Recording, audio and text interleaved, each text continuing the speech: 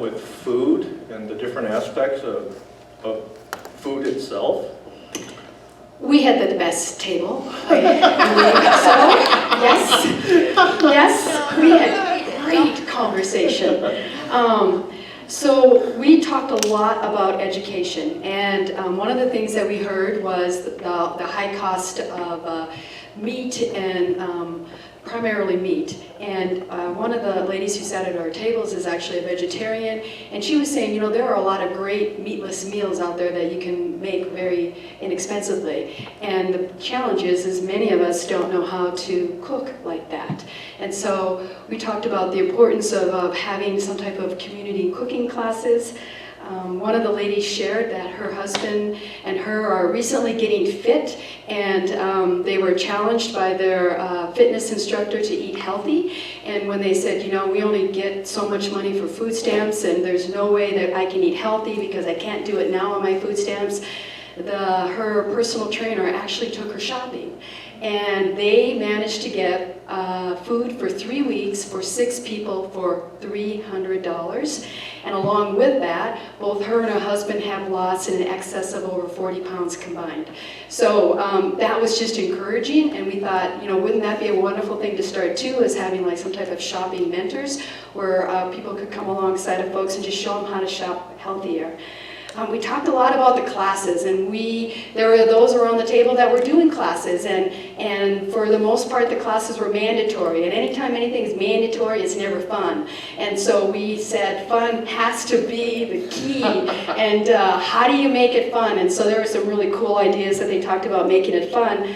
And then there was a voice of wisdom that spoke in our group and said, you know what, we are talking a lot about food insecurity, and so how do you promote this? And one of the things he said, you know what, we don't want to say if you're food insecure or you don't have enough money to make your, if you don't have enough money to make your budget or food budget to feed your family, that's not good promoting. That's not a very good way of attracting people to come to these fun classes that we're going to have. And so let's just remove food insecurity from the advertisement and just the conversation. Let's just talk about how do we preserve food? What does healthy preservation of food look like, and canning and gardening, and what does it mean to cook meatless meals, and what does it mean to cook with just $2 for a plate, and just bring people together and start having these conversations and these cooking classes. Talked about there are all kinds of churches in our community. Most churches have kitchens, and so what a great place is that we could invite friends and family members to go to these churches, and the groups could be small, and that meets that relationship piece that we heard so clearly on stage, how important that is. And by cooking together, not only are we eating healthy, but we're also building relationships and pouring into each other's lives. So anyway, it was a really great discussion, and everyone really participated well. So, okay, well done, team. And then off to Dusty there in the last table. Last table deals with the private sector, particularly reaching out to businesses and other entities. So, yeah, thank you. We had a wonderful table as well, and we have a very special guest with us today. This is Brandon, and he is the regional director for Senator Gardner's office. And it was great to have him at our table. I'm only going to briefly read over our notes, and then I'd like to hand the microphone over to Brandon for him to say a couple words. We spoke about the importance of civic awareness, that we only can do so much working in our own communities, and that we do need that legislative and that civic support of our program. We also spoke about transportation. It keeps coming up again and again and again. Brandon brought up some wonderful ideas at creating a relationship with the Department of Transportation and learning more about possible funding options for your community. We also talked about some of the differences. Some of you might know that I'm here, flew in this week from Detroit. We spoke about some differences from rural markets and urban markets, and some of the differences here in your community. Brandon also brought up an excellent point when we were asking about how can we make some headway here, who can we talk to, where can we go. He mentioned really getting to know the Fremont County Commissioners, and that they're here to serve us and help our community and to really act as representatives on our behalf. And so I encourage your community to explore that option as well. We spoke briefly about small business and entrepreneurship and how bringing in business and employment and jobs really impacts the overall community. And that's where I'd really like to hand the microphone over to Brandon for him briefly to describe 4 barriers for small business here in Cañon City, which I thought was extremely important to understand. Thank you, Brandon. All right. Well, I want to start just by saying thank you. I told the folks here at my table, I came down today because Tommy, when we met a couple weeks ago, he mentioned all the great work that you guys are doing here and the lives that you're touching. And I wanted to come here to learn. All right. I work for Senator Gardner. I think he's a great guy, a great American who wants to do what's best for Colorado, for all of Colorado. He has a special place in his heart for rural Colorado because that's where he comes from. Not too long ago, we went around to several different communities, rural communities around the state, trying to find out what issues they were facing and how we could help out. Not surprisingly, we heard a lot of the same issues that I heard sitting here today. One of the problems that we face as this group here is that the underlying cause for much of the food insecurity, the hunger that we face in any community is poverty. And that's a huge thing to tackle, but there's some places that we can start. Like Dusty mentioned, one of the things we talked about is how we can, or being aware of some of the barriers to bringing new jobs to Cañon City. And I don't want to limit on this too much in this setting because here we're talking about the tangible delivery of food to the community. But what we talked about just briefly, there's a couple of things. First is the broadband internet. Any new business who's coming in, they need to know that their businesses can be able to operate, and much of business today operates on the foundation of broadband internet. So that's something that around the whole state, all the rural towns, they are all facing. We're looking into proposing legislation that can help get rural communities the same access to that critical piece of infrastructure that cities have. Another one of them is the rapid availability of housing. So if you have a small business that opens up in town, yeah, there's probably going to be a few houses that their employees can go find.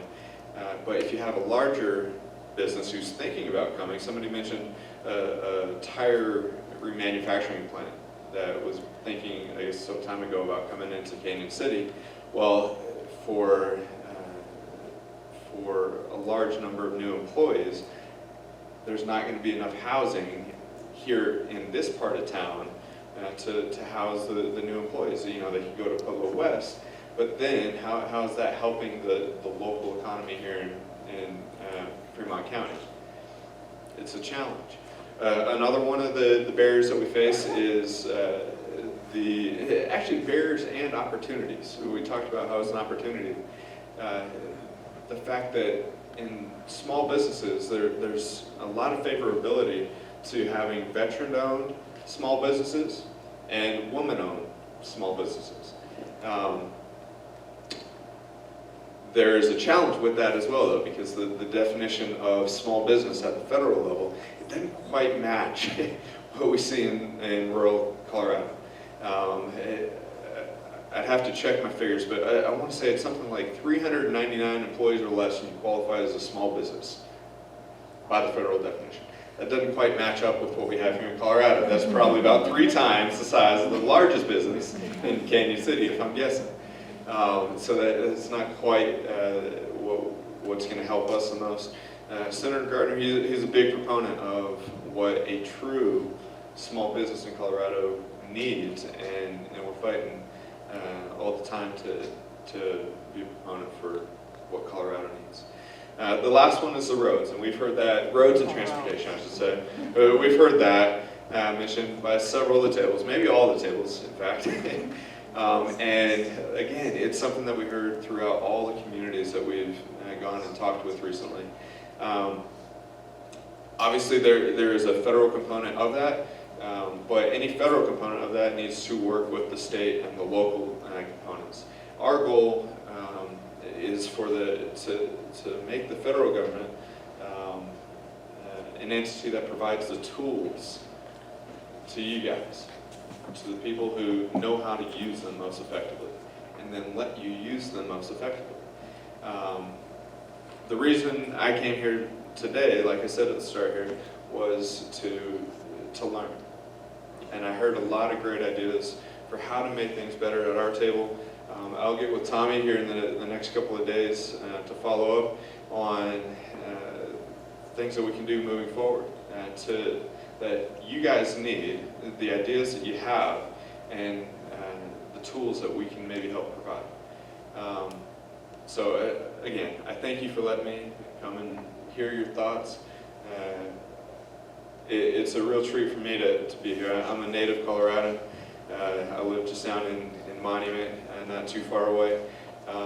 And one other thing we talked about is the hesitancy for folks to come and talk to their federal representatives. Because a lot of times there's that fear of bureaucracy, and your thought's going to be just dropped into the black hole, right? That was your term. I think I used the black void of nothingness Yeah, exactly. to describe when we try to communicate with government. Right, you're exactly right. The good news is I am personally the representative for this region, and I'm here today. I will be back because I don't have to go back to DC to do our votes. That's what Senator Gardner does. He would like to be here personally, I guarantee you that, but he has to be back in DC voting to make sure that the voice is actually heard. But I'm here, and we have another worker in my office who is ready to take any phone calls at any time. We have representatives from all the other delegations around the state who we are here. Whether you see us or whether you hear us, we want you to know that, and we're here to hear what you guys need and to be proponents for you guys. So I thank you. Brandy Gould. If anybody's interested, I'm happy to talk more afterwards. And I also have cards for anybody who's interested. All right, thank you very much. Before I leaves my mind, a very important point was made, and I truly believe this. I really think that any problem or a challenge is an opportunity. It's a matter of perspective. If you look at a problem or a challenge in a negative sort of way, you'll get negative results. But if you look at it as a point of opportunity, then powerful things can happen. And look what you accomplished in 45 minutes. You may not have known each other before. I guilt-tripped you into getting into a table and bribed you by feeding you. But Dee Dee made an interesting point. We intentionally decided to serve the meal during the group discussion, because when you break bread with people, you instantly create relationships. You drop barriers. You can't be hostile at a table eating with other people. Okay? It's not natural. So, this is exactly what we envisioned. Just in this 45 minutes that you had, hopefully the first half motivated you to engage in the discussion, but look at the thoughts that came out just from casual conversation, breaking bread. And all you did was bring your knowledge and experience to the table. And that's critical, as they were reporting out on food. Or look at myself. I have, through my experience, a lot of knowledge. For me to pass that on to somebody, that doesn't cost anything. There's no dollar value for that. So there's a lot of resources that are untapped in our community, and I think that this type of model, where we're getting together and discussing things, starts to cascade out. And as we creatively bring solutions, we find that a lot of things can happen. Our little group that put on this summit is a little microcosm of that, and now we've expanded it out to you folks. So I want to thank you very much for being involved, and even if you just sat and listened, that's all right.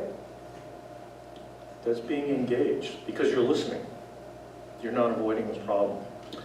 So anyway,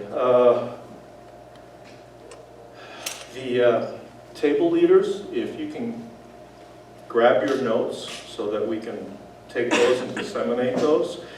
I hope that all of you put down some sort of contact information when you registered. It was with my wife Susan and Dee Dee and Deb out at the front door, because we're going to be disseminating all the discussion.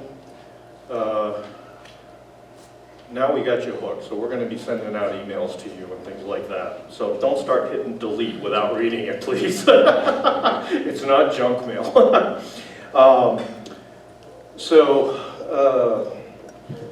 Josh, if you can...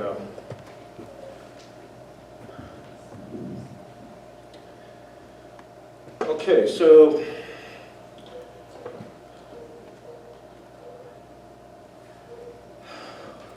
The next steps, what are we doing here? What happens now? We met, we broke bread, we had discussion. Hopefully we've educated you on some things that you didn't know about before. So, we have scheduled a follow-up meeting, because we know that it's not a one-shot deal here tonight, or today. We want to continue the process and let things develop, so that hopefully we will start developing some solutions to the problem. So the follow-up meeting is scheduled Wednesday, October 28th at the First Christian Church between 6 and 8 p.m. So hopefully you folks can make it there. We will be sending out emails, or if you don't have an email, we'll call you, or however way you want us to contact you. Also, let me just interrupt briefly. Yep. Everyone in your package, there is a flyer with that information, the date and time, and all of that. And because this isn't a one-off deal, people that could not make it or did not know about today's event, you folks are now my marketing agents. Spread the word out. If they can make it to this next meeting, then we're recruiting more people into the process, to the point where we can get the whole community involved. Okay, this is how we want to grow, and this is how we have grown. So, as Dusty said, you do have a flyer. If you need more flyers, you want to post them, get in contact with me. We'll print off as many as you need. The more visibility we get out there, the better. And then tomorrow, I'm sure that we're not going to be able to answer all your questions, or you may get home and think about stuff after the fact. So Dusty and I are going to be at the Cañon City Library tomorrow between 10 and 4 o'clock. Down in the conference room, their conference room downstairs, we will be available for you to drop in if you want to have more discussion, get more information, whatever way we can help you. We're going to make ourselves available for that. And during the course of the day, the various team members will be coming in as well. So again, that's tomorrow between 10 and 4 o'clock. at the Cañon City Library in the downstairs conference room. We want to be the networking resource for us to get information out to you, and for you to bring information to us and create relationships and things like that. So anyway, as we get into the last part of our program here, you have in the very back of your packet a very simple questionnaire. And so we, as the Hunger Task Force, yeah, Dusty's holding it up. Very last page, tell us what you think. So tell us what you think. So between now and before you leave, spend a few minutes. We purposely designed it so it's quick and easy. We would like to get those back. You can hand them to any one of us that's in the green shirt, so that we can get input from you. And we value that, because if you attended here and we didn't meet your expectations, or you got tired of listening to me or whatever, we want to know that. It'll help us evaluate this process, because as we have further meetings, we want to be able to adjust to what your expectations are. And we'll be able to plan that follow-up meeting. So if you have certain concerns or issues, we can incorporate that into the planning of the meeting on the 28th.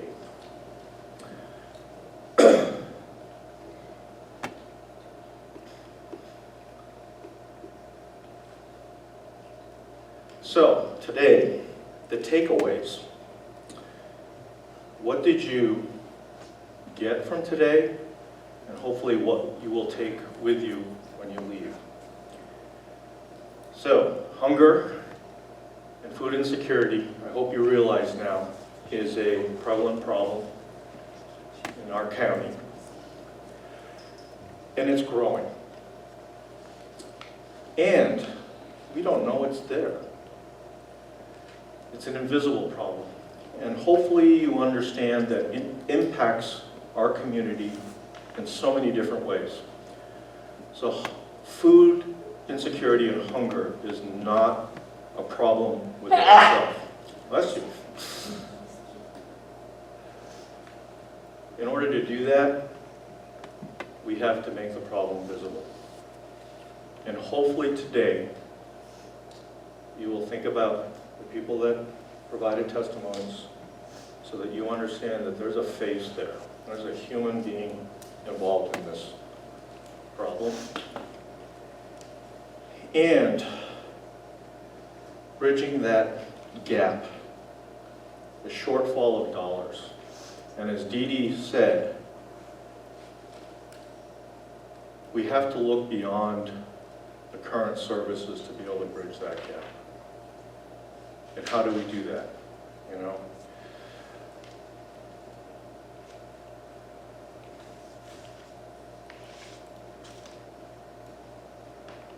So, we as the Hunger Task Force, we believe, as Dee Dee said, this is a problem that has an achievable solution. It won't happen tomorrow, and it may not happen for a while, but we have to start working on it. And it can only happen if we engage the whole community. We have to get more people involved. And I hope you learned how important relationships are. And relationships can't happen unless there's compassion involved. Now, we have some challenges being in a rural environment.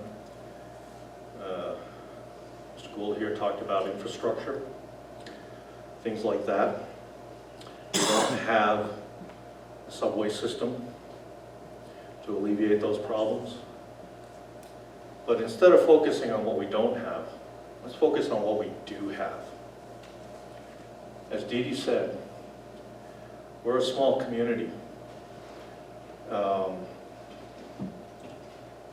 We know somebody that knows somebody that knows somebody, being a small community. So there's a tremendous advantage in that, because the main resource are people. The knowledge, the skills, the experience sets, their own personal resources, whether it's monetary or through working kind. There's an untapped commodity out there, and that's human resources. So by applying these strengths, the gifts and talents of everyone in our community, everybody brings something to the table. They may not even know that they do this, that they have this skill or this talent or gift. But these table discussions were an example of that. You sit and you start talking and things start to flow. It energizes people. And that's not a linear growth. That's the exponential growth that we're looking for. We have to get the biggest bang for our buck, whether that's the conversation or the money or other facility resources. The ideal state, right?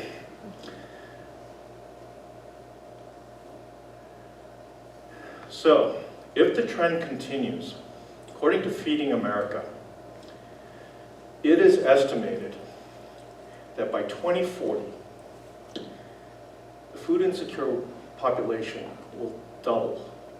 That's almost 1/3 of our county, if that happens. Can you imagine 1 out of 3 in this position instead of the 1 out of 7? So, I'd like for us to prove them wrong. Tell them in Fremont County, that stat is, that projection is not correct. So, my shout out to you is hopefully you will join us in this endeavor. And you commit to what you want to commit to. If you can only make it to every other gathering, you only want to put in 20 minutes, it's 20 minutes more than we had before. That's the way I look at it. I don't look at it as, oh, it's only 20 minutes. Okay, perspective is important. And obviously we talked about relationships. You cannot lift somebody up unless you reach out to them, extend your hand, and they reach back out to you. Right? So, if we can do that, then a lot of positive things can happen. And we only just talked about this in passing. So, help us remove this problem in a permanent sort of way. Yes, we are always going to have a group of people in our population that will need support. But the amount of people right now is too large. It impacts our community in a lot of negative ways. And we need to alleviate that. So the more people we can lift up, one person at a time, can have tremendous, tremendous results. Okay, so Roger, can you go get the Fusion School, please? So I really want to thank you for coming today. We truly value the time that you invested. I hope it was worth the time investment that you put in today. I hope that when you're going home, you're seeing our community in a slightly different way. Whatever it was that impacted you today. And I hope that as you're going home, and as Ms. Cooper said, the little old lady walking along the side of the street. I hope you kind of look at that a little bit differently. But more importantly, is for you to get other people to look at it differently. If we are to succeed as a group, we have to grow our group. And we can only do that by raising awareness, just like that table was talking about, to other people. We can't raise awareness unless we're creating relationships. Okay? These things all go hand in hand. So, at this point in time, I've asked my son to go get the students that served you this meal. And I want to talk a little bit about that. This force multiplier meal, if you read the packet later on, I worked with these students yesterday, came in yesterday, and I've never worked with them before. I still can't even remember their names. Yeah, right. Actually, I gave one to one of the girls. I call her my noodle lady because she loved working with the bean threads that were inside that. That was not a starch noodle that was in there. That was made from green beans. Okay? So I came in yesterday and worked with them. I thought it was going to take me 3 hours to prep it. And all I did was work side by side with them. They didn't know me. They did not, they weren't trained. And they knocked out the preparation in half the time. And today, because of my experience yesterday, because I'm up here, I can't be back in the kitchen monitoring what's going on. So, Ms. Mayberry, if you can bring your students up and have them line up in front right here. These are the people that produced your lunch today. And I just want you to understand, knowledge is important. All I did was impart my knowledge. Actually, if you can come down here, just in front, and line up in front.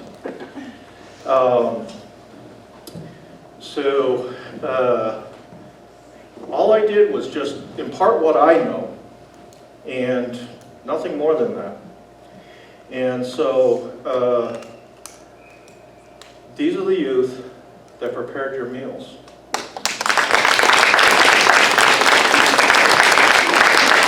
I hope that you understand that if I can do that with these guys, think of what we can do as a collective group with our experience and skill sets and knowledge. So I'm going to hand this mic to, so everybody